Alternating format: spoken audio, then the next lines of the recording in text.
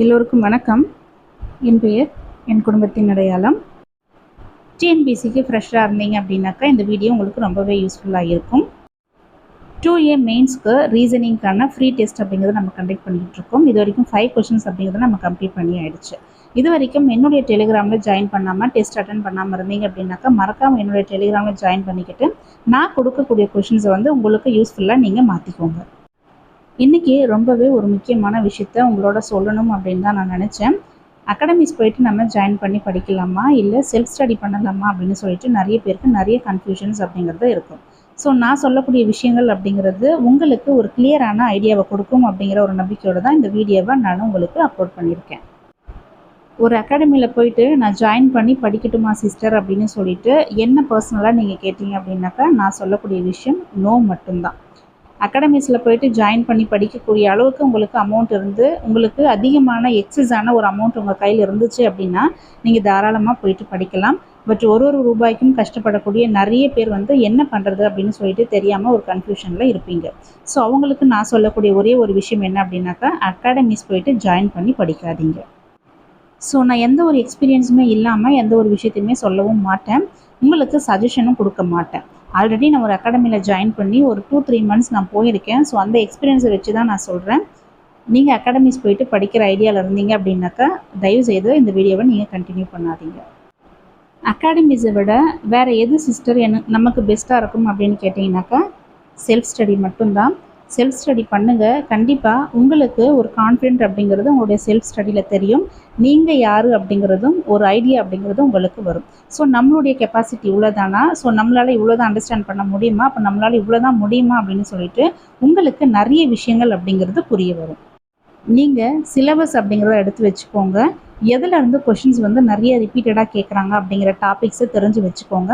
அந்த டாபிக்ஸை first complete பண்ணுங்கள். இப்போ நீங்கள் ஒரு டாபிக் எடுத்துக்கிறீங்க அப்படின்னாக்கா அதை நீங்கள் புக்கில் படித்து பாருங்கள். உங்களுக்கு அந்த விஷயம் புரியாமல் இருந்தாலும் உங்களுக்கு அதை பற்றின ஒரு தெளிவான இன்ஃபர்மேஷன்ஸ் தெரியாமல் இருந்தாலும் அப்போ மட்டும் நீங்கள் என்ன பண்ணணும் அப்படின்னா யூடியூப்பில் நிறைய ஃப்ரீ கிளாஸஸ் அப்படிங்கிறத கண்டக்ட் பண்ணுறாங்க, நிறைய வீடியோஸ் அப்படிங்கிறதும் அப்லோட் பண்ணுறாங்க. அந்த வீடியோவை பார்த்துட்டு உங்களுக்கு தெரியாத விஷயத்தையும் உங்களுக்கு புரியாத ஒரு விஷயத்தையும் அவங்க சொல்லி கொடுத்தாங்க அப்படின்னாக்கா நீங்கள் அப்போ புரிஞ்சுக்கிட்டு அந்த விஷயத்தை தெரிஞ்சுக்கிட்டு இப்போ நீங்கள் புக்கில் மறுபடியும் படிங்க. படித்ததுக்கப்புறமா நீங்கள் செல்ஃபாக நோட்ஸ் எடுங்க. இப்போ இது எல்லாமே பண்ணி முடிச்சிங்க அப்படின்னாக்கா உங்களுக்குள்ள ஒரு பெரிய கான்ஃபிடென்ட் அப்படிங்கிறது கண்டிப்பாக வரும். ஸோ இந்த மாதிரி ஒவ்வொரு டாபிக்ஸுமே நீங்கள் கம்ப்ளீட் பண்ணும்போது அகாடமி போய் படிக்கிறது அப்படிங்கிறது வேஸ்ட்டு அப்படின்னு சொல்லிட்டு உங்களுக்கே நல்லாவே தெரிய வந்துடும். ஸோ நம்மளால் முடியாதது வேறு யாராலையும் முடியாது அப்படிங்கிற ஒரு நம்பிக்கையும் உங்களுக்குள்ளே வரும். அதனால் நீங்கள் செல்ஃப் ஸ்டடி அப்படிங்கிறத ஸ்டார்ட் பண்ணுங்கள். அகாடமிஸ் போயிட்டு படிக்கணும் அப்படிங்கிற ஒரு மைண்ட் செட்டில் இருந்தீங்க அப்படின்னாக்கா தயவுசெய்து அகாடமிஸை நான் சஜஷனே பண்ண மாட்டேன். செல்ஃப் ஸ்டடி பண்ணுங்கள். நம்மளால் கண்டிப்பாக எல்லாமே முடியும். இப்போது அகாடமியே போக வேண்டாமா சிஸ்டர், அப்போ அகாடமியே நம்ப வேண்டாமா சிஸ்டர் அப்படின்னு கேட்டிங்கனாக்கா நான் சொல்லுவேன் அகாடமிஸ் நமக்கு தேவை தான். பட் எப்போ தேவை அப்படின்னாக்கா நமக்கு ஃப்ரீ டெஸ்ட் அப்படிங்கிறத அந்த அகாடமி கண்டக்ட் பண்ணாலோ இல்லை பெய்டு டெஸ்ட் அப்படிங்கிறத அவங்க கண்டக்ட் பண்ணாலும் அதுவும் பெரிய அமௌண்ட் அப்படி கொடுத்து நீங்கள் டெஸ்ட் பேட்ச் அப்படிங்கிறத ஜாயின் பண்ணாதீங்க.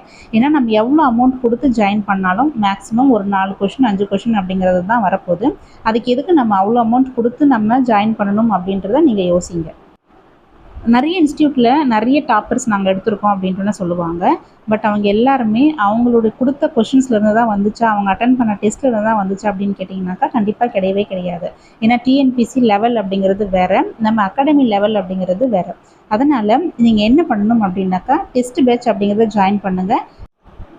ஒரு சில அகாடமியில் பார்த்தீங்கன்னாக்கா தமிழ் ஜிஎஸ் அப்படின்னு சொல்லிட்டு செப்பரேட்டாக டெஸ்ட் பேட்ச் அப்படிங்கிறத கண்டக்ட் பண்ணுறாங்க. அந்த மாதிரி ஜாயின் பண்ணாதீங்க.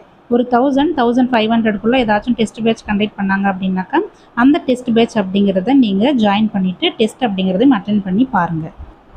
கொஷின்ஸும் வராதுன்னு சொல்கிறீங்க, டெஸ்ட் பேட்சை ஜாயின் பண்ணுங்க அப்படின்றனும் சொல்கிறீங்க. அது எதுக்காக சொல்கிறீங்க சிஸ்டர் அப்படின்னு என்ன கேட்டிங்கனாக்கா நம்ம டெஸ்ட் பேட்ச் ஜாயின் பண்ணணும். எதுக்காக அப்படின்னாக்கா நம்மளுடைய ப்ராக்டிஸ்க்காக நம்மளுடைய லெவல் வந்து மற்றவங்களோட கம்பேர் பண்ணுறதுக்காக டெஸ்ட் பேட்ச் அப்படிங்கிறது ரொம்ப ரொம்ப முக்கியம்.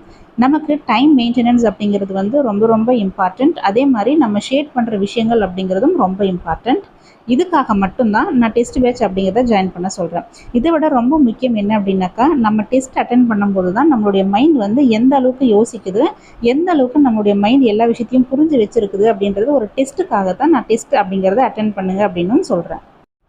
நமக்கு டெஸ்ட்டு ஒரு 3 ஹவர்ஸ் கண்டக்ட் பண்ணுறாங்க அப்படின்னாக்கா, அந்த 3 ஹவர்ஸுமே நீங்கள் உட்காந்து சின்சியராக அட்டன் பண்ணி பாருங்கள். அப்போ தான் நம்ம மைண்டு அந்த எக்ஸாம் டைமில் எப்படியெல்லாம் யோசிக்கும் அப்படிங்கிறது ஒரு கிளியரான ஐடியா அப்படிங்கிறது வரும். நம்மளுடைய மைண்டு இந்த மாதிரியெல்லாம் யோசிக்கணும், இந்த மாதிரி விஷயத்தையெல்லாம் அவாய்ட் பண்ணணும். இதெல்லாம் நம்ம பண்ணோம் அப்படின்னாக்கா கரெக்டாக நமக்கு ஆன்சர் அப்படிங்கிறது வரும். இக்னோர் அப்படிங்கிறது தெரியணும். அதே மாதிரி எதுக்கு எந்த ஆன்சர் வராது அப்படிங்கிறதும் ஒரு கிளியரான ஒரு ஐடியா அப்படிங்கிறது டெஸ்ட் அட்டன் பண்ணும்போது மட்டும்தான் வரும். ஸோ இதுக்காகத்தான் சொல்கிறேன், நான் டெஸ்ட்டு மட்டும் அட்டன் பண்ணுங்கள், அகாடமிஸ் போயிட்டு படிக்காதீங்க. நிறைய ஃப்ரீ கிளாஸஸ் அப்படிங்கிறது கண்டக்ட் பண்ணுறாங்க. நிறைய யூடியூப்பில் வீடியோஸ் அப்படிங்கிறது இப்போ நமக்கு எக்கச்சக்கமாக வருது. ஒரு 1000, 10,000, 1 lakh வரைக்குமே வீடியோஸ் அப்படிங்கிறது இருக்குது. அப்படின்னும் போது எதுக்கு நம்ம தேவையில்லாமல் ஒரு அமௌண்ட்டு பே பண்ணி நம்ம அகாடமி போயிட்டு புலம்புறதை விட புலம்பாமல் அதை அவாய்ட் பண்ணிவிட்டு நீங்கள் செல்ஃப் ஸ்டடி பண்ண ஆரம்பிச்சிங்க அப்படின்னாக்கா வரக்கூடிய எக்ஸாம்ஸில் நம்மளால் கிளியர் பண்ண முடியும் அப்படிங்கிறத நான் 100% ஷுவராக சொல்லுவேன். ஸோ இந்த வீடியோ அப்படிங்கிறது உங்களுக்கு யூஸ்ஃபுல்லாக இருக்கும் அப்படின்ட்டு நான் பர்சனலாக நம்புகிறேன். யூஸ்ஃபுல்லாக இருந்துச்சு அப்படின்னாக்கா மறக்காமல் இந்த வீடியோக்கு ஒரு லைக் கொடுத்துட்டு என்னோடய சேனலை சப்ஸ்கிரைப் பண்ணிவிட்டு டெலிகிராம்லேயும் ஜாயின் பண்ணிக்கோங்க. All the best. தேங்க்யூ.